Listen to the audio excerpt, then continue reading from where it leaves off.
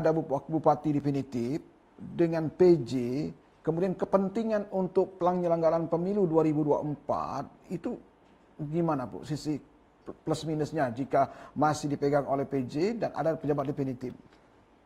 Dalam konteks ini kita lebih mengedepankan pelayanan kepada masyarakat terlebih dahulu. Baik.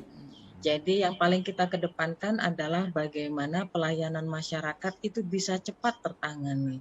Dalam arti, kalau dijabat oleh PJ, maka segala sesuatunya seperti mutasi jabatan, pengisian jabatan yang kosong, di OPD kita yang sekarang ini banyak sekali, kemudian juga penyusunan peraturan daerah, penyusunan APBD dan lain sebagainya harus izin dari saudara Menteri Dalam Negeri. Semuanya harus berizin dan berizin itu kan butuh proses. Betul. Nah, ini kita untuk kepastian hukum dan untuk pelayanan kepada masyarakat supaya lebih cepat, maka kita berharap ada pemimpin yang definitif, yang bisa mengambil keputusan secara simultan, bisa mengambil keputusan secara cepat.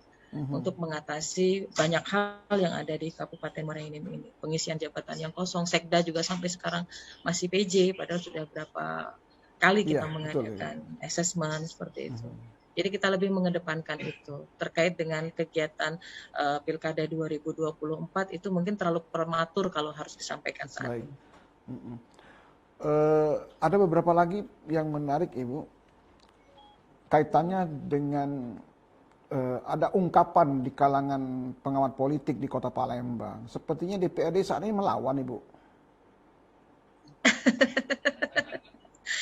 Tentu bahasanya bukan melawan ya. Apa DPRD hanya menghormati hak dari partai pengusung. Okay. DPRD menghargai dan menghormati hak partai pengusung karena dia sudah punya calon, dan kemudian DPRD mendudukkan ini semua pada posisi aturan yang sebenarnya seperti itu. Tidak ada lah makna melawan seperti apa maksudnya.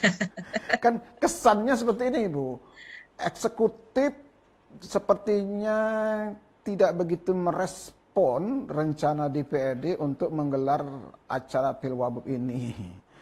Dengan alasan konsultasi sama gubernur, tidak ada anggaran, waktunya sangat singkat, termasuk ada demo-demo lain dan sebagainya yang menentang rencana DPR. Kan kesannya melawan ini Ibu.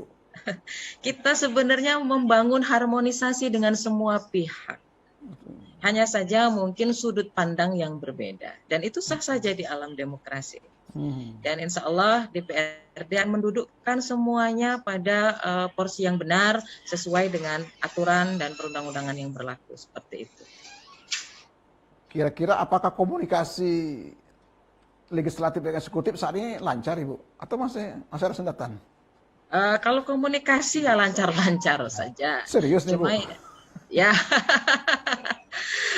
Komunikasi kita lancar-lancar saja, dan momen terakhir kita sama-sama mengesahkan raperda bersama itu di minggu yang lalu. Gitu. Kita bersama-sama dengan saudara PJ.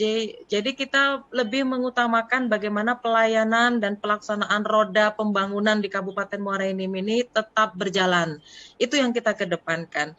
Masalah perbedaan pendapat, kemudian bahkan ada persepsi melawan, eksekutif dengan legislatif tidak harmonis, itu dudukannya dulu yang harus ditempatkan di mana posisinya. Karena terakhir kita masih bersama-sama saudara PJ Bupati mengesahkan 3 raperda minggu yang lalu. Iya, itu kan perda Bu, ini kan soal Pilwabub. Ibu yakin nanti eksekutif hadir di acara pemilihan nanti? Dan alhamdulillah syukur ini Sekwan kita support semua. Sekretaris Dewan kan bagian dari eksekutif, tapi mereka support kegiatan kita gitu. Tapi Ibu yakin